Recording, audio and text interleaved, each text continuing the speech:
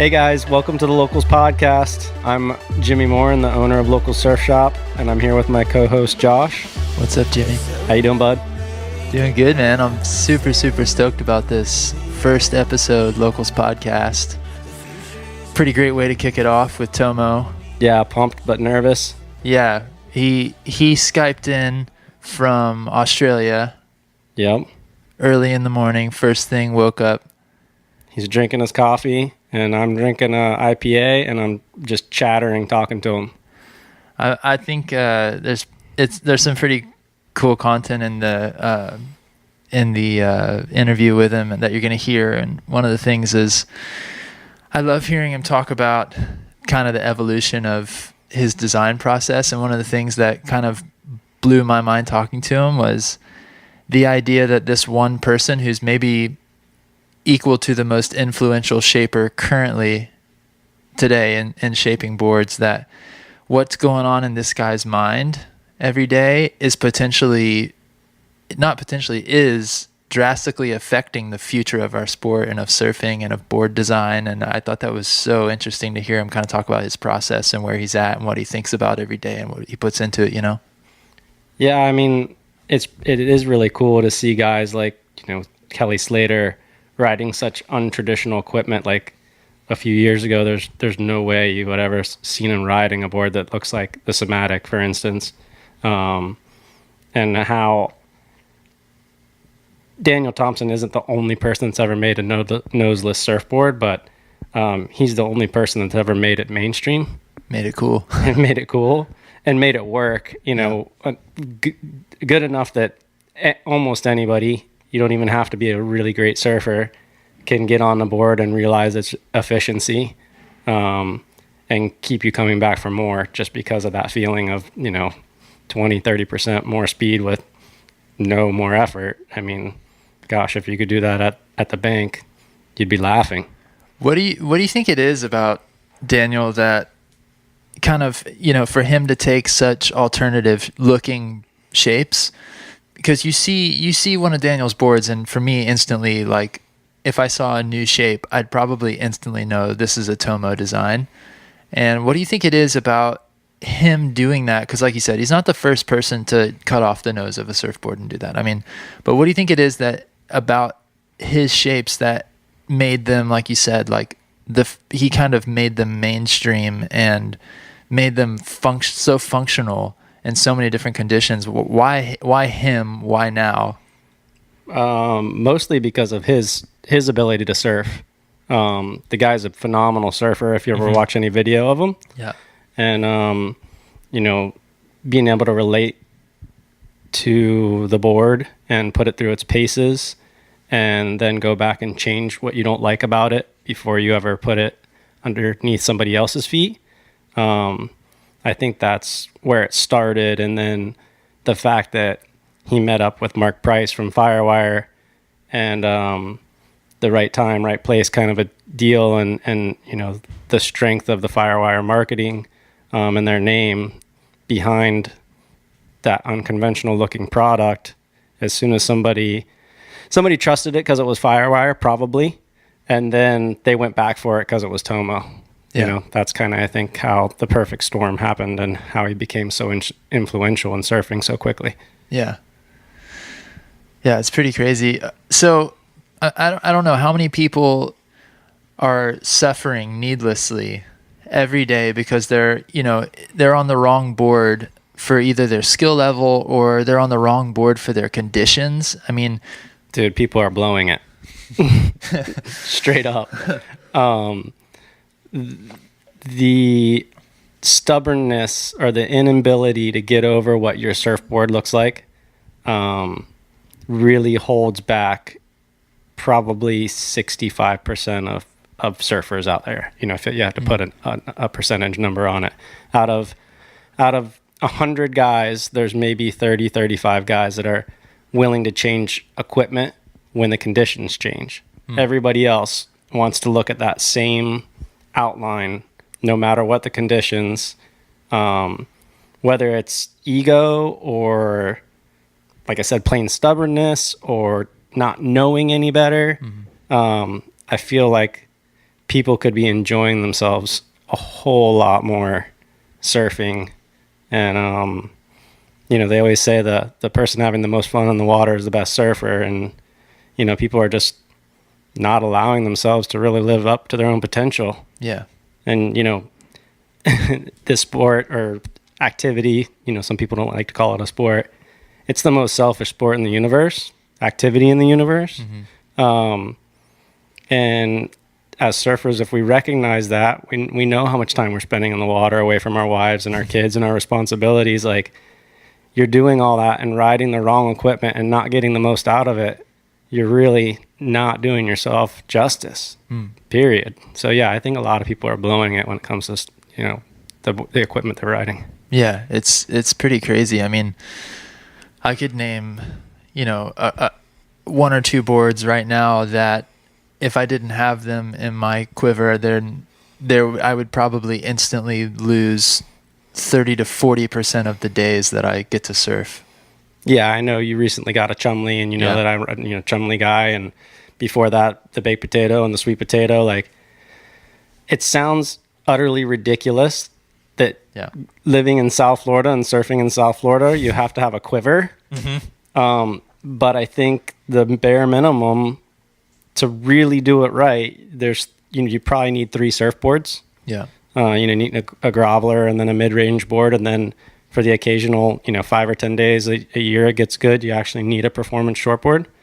But not having a really good groveler, like something that really functions in small waves, that's where people are really they're just losing it. They're not doing themselves justice because they won't allow themselves to ride something that looks the way the Chumley looks. Yeah. Listen to the name. Yeah. Chumley. Yeah. It's not the sexiest of surfboard names. No, but I mean, gosh, I have so much fun on that surfboard, and my life is better because of it. Sounds ridiculous, but if you're that passionate about surfing, then you know what I'm saying. Yeah. I'm a happier person a lot of the times because I was riding Chumley. All right. Well, let's not keep the great people listening to the Locals podcast waiting. Let's jump right into it. Yeah, let's us stop talking. Here we go. It's hard to stop talking. At first I wasn't really into it. Now I'm just talking. Well, yep, that's how it goes. All right, episode 1, Locals podcast. Daniel Thompson, Tomo.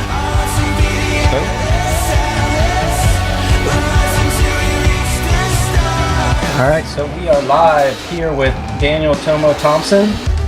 We just give him a shout, and he is in Australia waking up this morning, and he's joining us for the Locals podcast. Welcome, Daniel. Right on, Jimmy. Thanks for having us. Cool. So you're in Australia. Are you splitting your time there between there in the U.S. now, or how's that working out for you with Firewire, and how does that work? Your schedule work? I do split my time somewhat between the States and Australia. I'm mostly in Australia these days, though, like probably 75% of the time here. But I still make it out, 3 or 4 times a year to California and also to Florida for the trade show most years. Lots of promotion, lots of meetings and designing and all sorts of stuff going on, working with teams. So I'm traveling a lot, but I'm settled, basically living in Australia now. Very, very cool. So real quick, I don't want to have you go too deep into it, but a lot of people don't know your full background, your father being a shaper there and everything. Can you give us a little bit of background on how you got into shaping, how your father's affected, him shaping affected you, and how you got from a kid that was interested in shaping to Firewire, and then we'll get into design a little bit more. So my old man was a shaper, and I just used to watch him shape boards, like a lot of kids who grew up with a parent that they admired, what they did, and I was obviously surfing heaps, and I paid a lot of attention to the boards that were getting built, and naturally you gravitate towards that kind of career path, what your parents do, and eventually I kind of just took it on myself to shape my own boards when I was a teenager, and just real humble beginnings, real, small starts to a shaping career. I wouldn't even think I was making a conscious decision to do that. It was a very natural thing. So, I just was doing small backyard stuff for many years, and eventually, I tried to make a bit more of a business out of it, a career out of it, and it eventually kind of took off, and Firewire came along, and here we are today. It's kind of a whirlwind, 10 years that it's been, the last 10 years, but it's been a cool adventure. Yeah, it's been, really radical to see your climb. And so Mark Price just kind of saw you surfing a board, or saw somebody surfing your boards and just tripped on the whole idea, or how'd that happen? Yeah, so I moved to California in 2009 to try and pursue my brand and kind of blow it up as best as I could, because Australia's cool, but it's kind of a tricky market to come up with new stuff, because I was definitely always more interested in the alternate style of designing, and Australia's it was very set in its way of just high performance squash tail shortboards. It was not many people were venturing outside of that design, so I kind of felt like California was a market to potentially, that may be open to more left field designs. So having a bit of publicity and media from my surfing career, I kind of went, all right, that's my place to do it. So, from there, I just pushed it, did some trade shows, did those Sacred Craft shows, and I won a couple of awards for most unique designs or best designs of that show, which got me a bit of recognition. And then Mark Price wasn't far behind, asking me to test one of the Vanguard designs that I'd come up with, and he was super interested, and I built him one, and he really, really loved it. And from there, he formulated this plan to kind of take my brand on as a kind of offshoot brand of Firewire, and really, really grow it and help push it. And that was an amazing opportunity. So obviously, I was fired up to get involved with Firewire at that point. So, can I tell you something strange about the Vanguard? Sure. Man, I feel like that board saved my surfing. At that time, I think it was 2014, maybe. No, 2013, somewhere around there. I developed a case of old manism, I guess, and I had to have a total left hip replacement. And that was right before I had the surgery, is when the Vanguard came out. And so up until then, for the year prior to my surgery, I was pretty much riding, thank God that board was around also, the Dan Man Sweet Potato. And I hadn't been on a shortboard in forever. And then they sent me that Vanguard, and it was mind-blowing the amount of speed that board was able to generate without me swiveling around on my hips a bunch and moving the board around. Can you kind of give our listeners a feel of or what was I experiencing? Why was that board so much faster than anything conventional that I might have rode before I tried that board? Yeah, well, it's a very interesting design. It was, it surfs so much different than any other board previous design out there. I think even a fish or anything else, it's so unique in its performance characteristics. And that's what I was really into, those planing hole designs at that period of time, and really trying to push the envelope of creating new shapes that hadn't really previously been done in surfing. So I experimented with those ultra parallel outlines of almost straight lines from nose to tail, and really wide tail blocks, but maintaining a pretty narrow central wide point. And they just gave the board such an amazing glide and low drag sensation, and just planing speed over any dead water, so you could really just have an amazing amount of speed, more seemingly more faster than any board that I'd previously ridden. And then also an amazing amount of drive and off your rails. You could drive big powerful carving turns off your rails off these boards that are about 5 foot long, which was again really unique. So yeah, it's great to hear feedback like yours, because it's exactly what I was looking for to reinvigorate my surfing after coming from a shortboard background and going through that process of competing and and burning out on that whole competition scene, and then trying to reinvent a way of rejuvenating your love for surfing through equipment, and that led to the exploration of those designs, and there's a lot of stories like yours, and it's really cool that people find that kind of inspiration out of riding my equipment. Yeah, so like I said, I mean, that was a game changer for me, and then came the Vader. I mean, gosh, I love that board. Like, it was so, like, it had all the aspects of the Vanguard, but like seemed to go rail to rail easier. Maybe a little bit better for like beach breaks in Florida where we surf, and not so much points where you're flying down the line. Is that kind of just like a natural progression from there? Yeah, totally.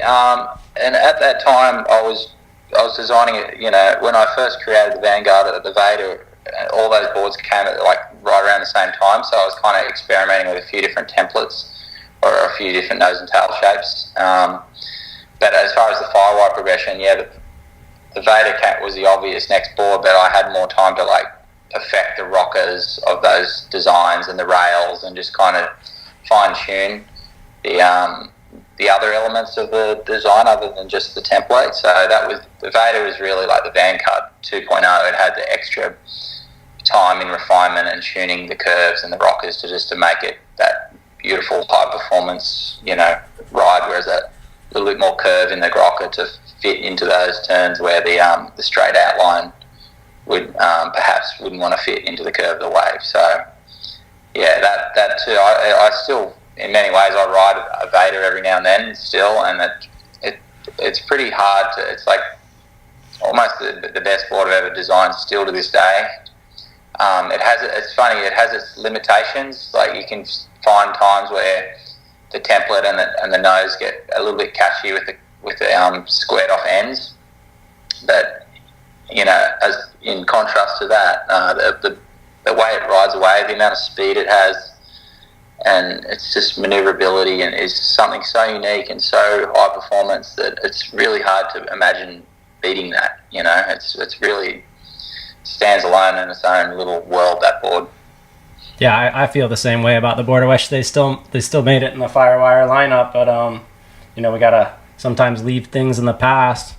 What about Evo, and now the Helium Evo? How do you feel like the different constructions are affecting the different outlines and bottom contours? Do they ride the same, just lighter, or do they actually ride different as you change composites? Yeah, I think the Helium. I've been actually riding the Helium Evo pretty much all the time at the moment. We're in our summertime here in Australia, so our waves are on the smaller side, and the wind is up. And for a little summertime board, it's pretty hard to beat that board. I picked one up from Firewire. I hadn't previously tried the Helium in the Evo since they'd brought it out, so I wanted to just get myself a nice little fun board for summer, and I've been on it every day, and kind of even riding it more than Cymatic or anything at the moment, which is really cool that board still has so much relevance, and it's so easy to ride. It's like cheating to surf. Like, I don't even need to stretch before I paddle out on that. You can just kind of like just jump out on any kind of surf and just fly along and connect like 3 or 4 sections of wave with ease. So I still really love that board.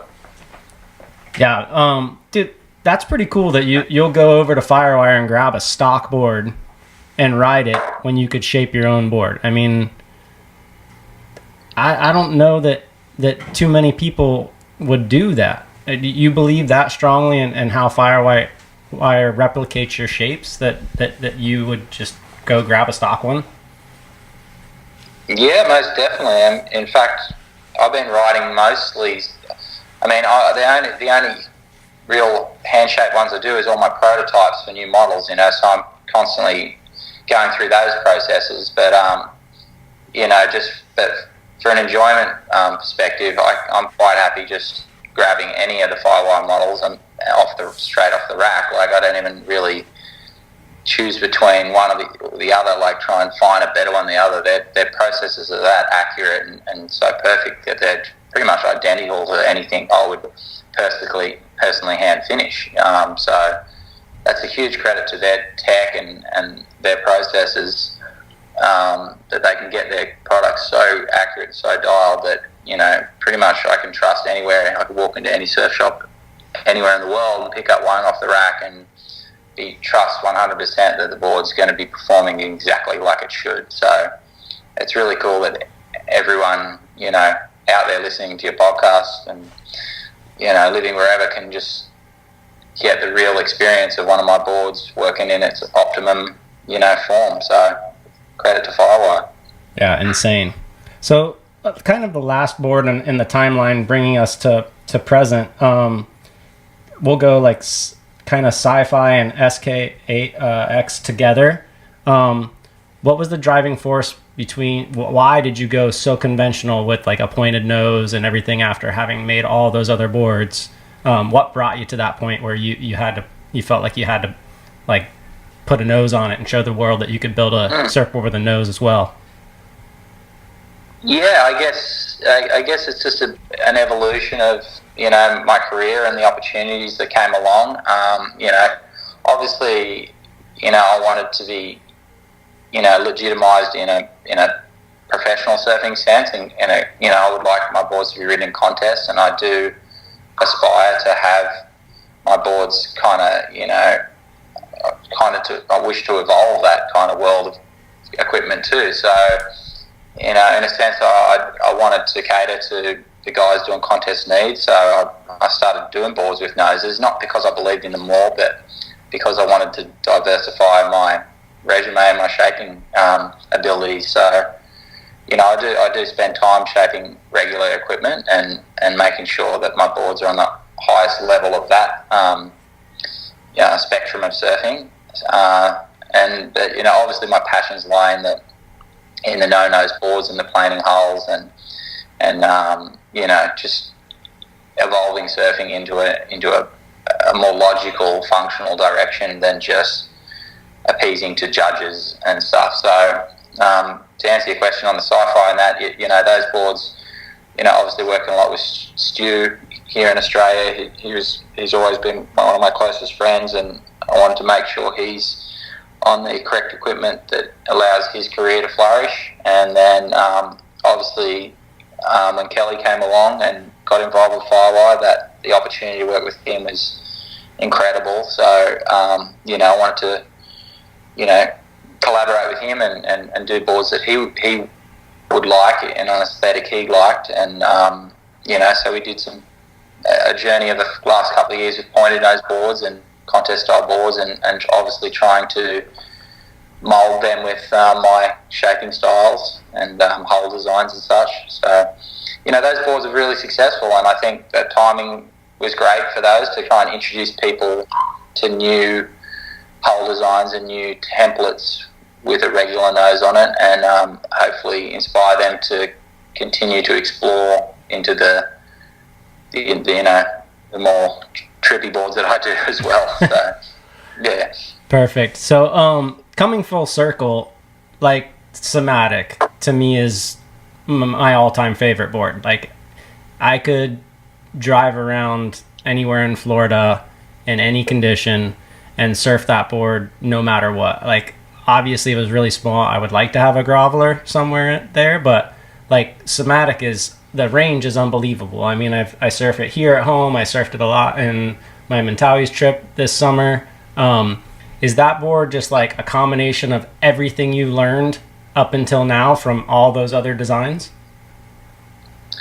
Yeah, I guess it is. It's obviously the sci-fi was such a successful design, and it had the pointed nose aesthetic, and obviously in actual fact in the progression of those designs, I designed a Cymatic before I actually did a sci-fi in my own personal shaping. So I knew that board was in my mind the premier form of that bat tail design, so I had that up my sleeve from the beginning. So I knew that we would be releasing a cymatic following the sci-fi, and especially once the sci-fi was so successful, it's basically the 2.0 version of the sci-fi. It's what the Vader is to the Vanguard, the cymatic is to the sci-fi, I feel. So it's just a more highly tuned, more compact, less lower drag form of that design that you can just surf with ease. It's such a high performance little race car, slot car of a surfboard. It's hard to explain, but it really is probably the pinnacle of my shaping career at the moment is the cymatic for sure. So you say you had it up your sleeve. Do you have anything else up your sleeve right now? What's going on with like any kind of current design projects? Oh yeah, there's always, my brain never shuts off. I know you can't give too much away, but cool stuff, and my goal is to constantly try and improve and evolve my designs year by year, and hopefully each design I release is a better performing board than the last. So that's my own philosophy, to keep improving my shaping and designing and pushing my own limits, is to just continually to release boards that are high performing boards than the last year. So hopefully next year when we release our new high performance model, you and other people will agree that it's better than the cymatic, and hopefully the year after that, the next one is better than the preceding one. So that's my goal. I want to keep lifting the bar, raising the bar, and showing there's more and more unique designs out there that can, be seen as the pinnacle of high performance. So, we've got some cool stuff. We've just released the Hydronaut as a kind of a step-up board, and that's an incredible board in its own right too for a little bit more punchy waves. But I think you'll be seeing next year we'll be doing a smaller wave version of that model. So you can, just a little hint, it'll be similar to the Hydronaut, but more of a smaller wave, more all-round kind of style of that design. Yeah, I'm getting a lot of really good feedback on Hydronaut from guys that actually do travel a little bit. I didn't get one before I went to Indo, and kind of bummed. But I know that like a lot of guys are just saying like the level of confidence that board gives them in critical surf has just been irreplaceable for them. So yeah, I heard that one's really, really good, and probably hopefully in another couple of years I'll get another chance to go out to a place like that and ride that thing. So maybe you're saying like a hydro short. I heard some rumors of a hydro short.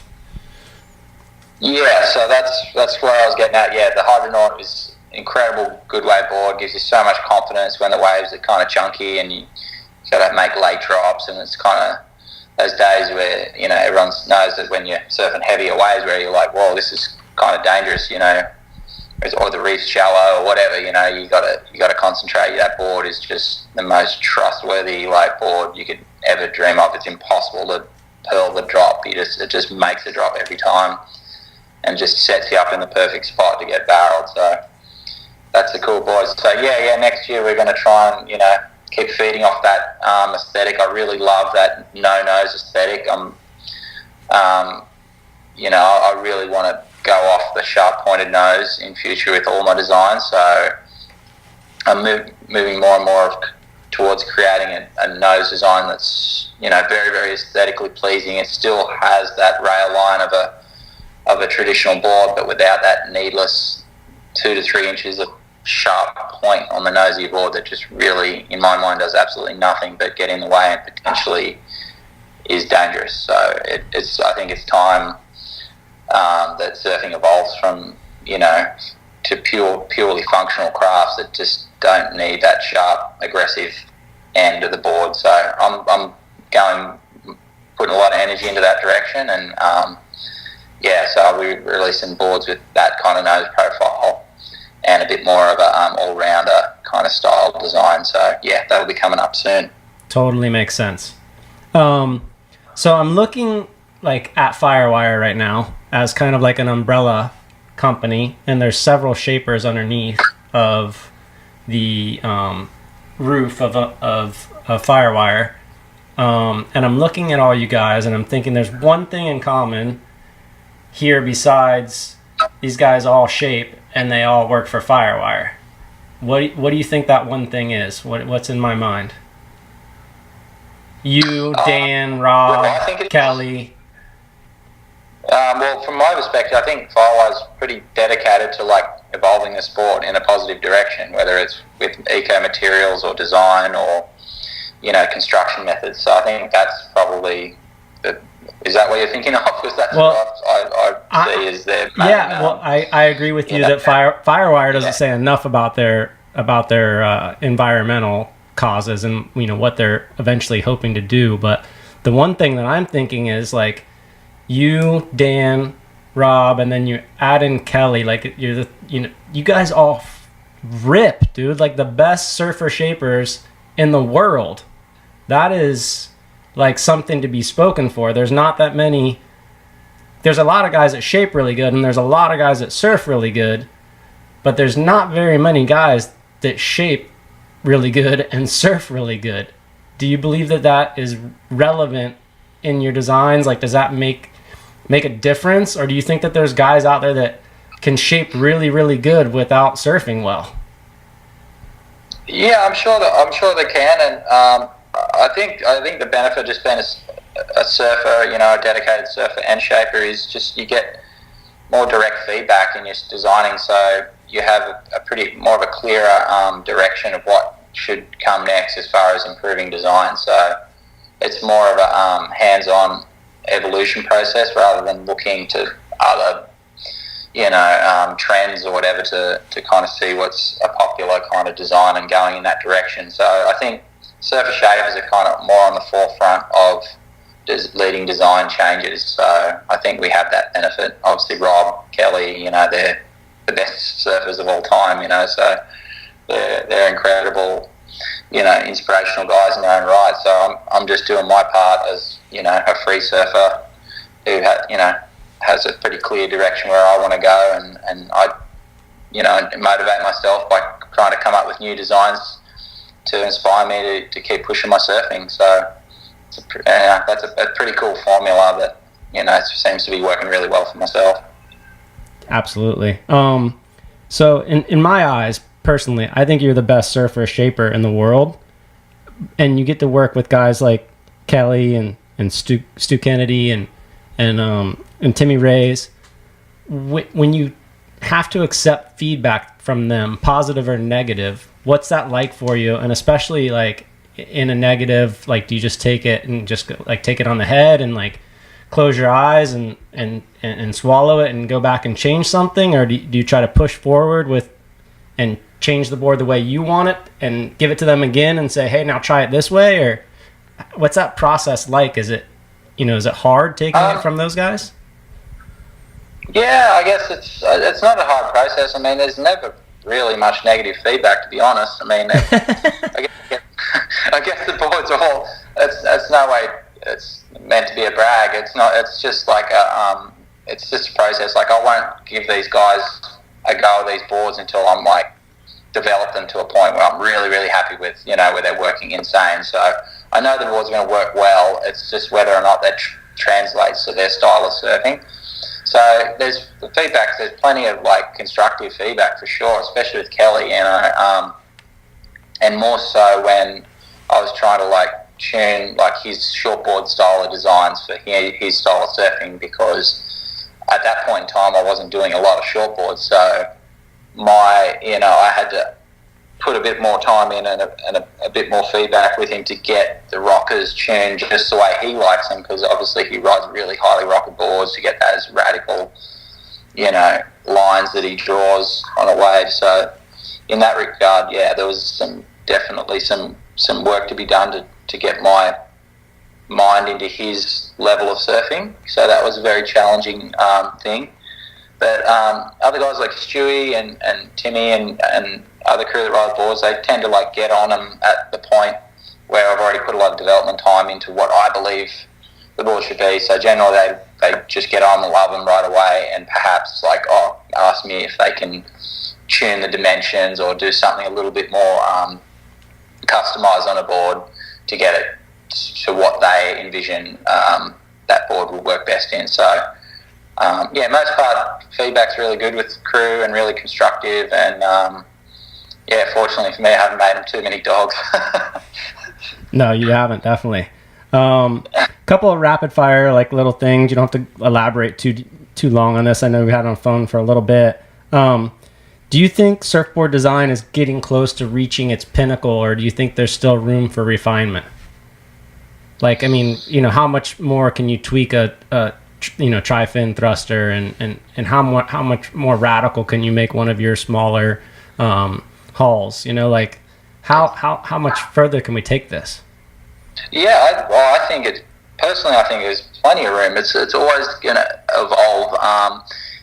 I guess you could look at a normal point shortboard, and I think that's kind of obviously kind of hitting its limitations of that board. But you got to look past that pointed nose squash tail aesthetic. That obviously you can't reinvent that aesthetic to make it go better. Like there's probably thousands of shapers out there like all dedicated to shaping that one board, and you look at all of them, you go through, surf shop rack, like you would know, you look at many different brands and so many designs, like it look so similar to one another other than the logo on the board, and you're like, to me that's, it's a testament to that design has reached its pinnacle, and sure they work unreal and they cater to a certain customer and a certain style of surfing, which is fine and great. I don't bag that out at all, but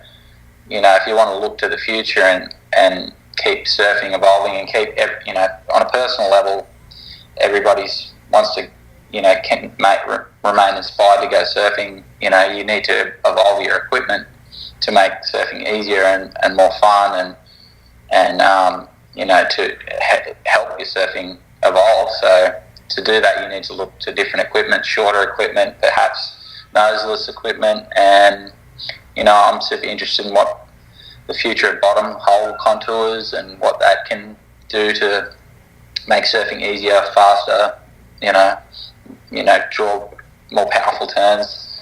So in my mind, there's heaps of different ways direction surfing can go, and I think it's going to continue to evolve. And I mean, I'm definitely not running out of ideas, so all I can do is focus on what I'm doing, and I can tell you for sure it's going to continue to evolve pretty rapidly. Good to hear, dude. So switching off of design things and just kind of wrapping up, like, what's a day in the life now that you've established, where you're at in the surfing world? What does a day in your life look like? Do you get to surf a couple of times a day? And are you living your ideal life? Like, are you just, are you stoked right now, or?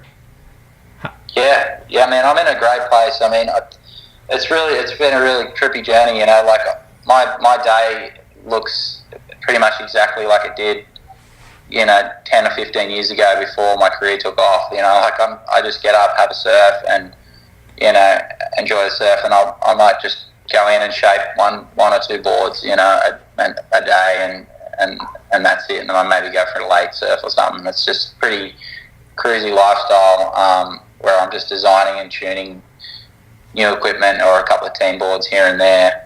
So it's funny. I live the same lifestyle as I would if I was just a backyard shaper. But that's funny that I've been able to get to where I've got with that same philosophy of just staying true to just the life I want to live, the boards I want to design, and my whole career is kind of pieced itself around my dream of what I want to do. So I'm in a real cool place.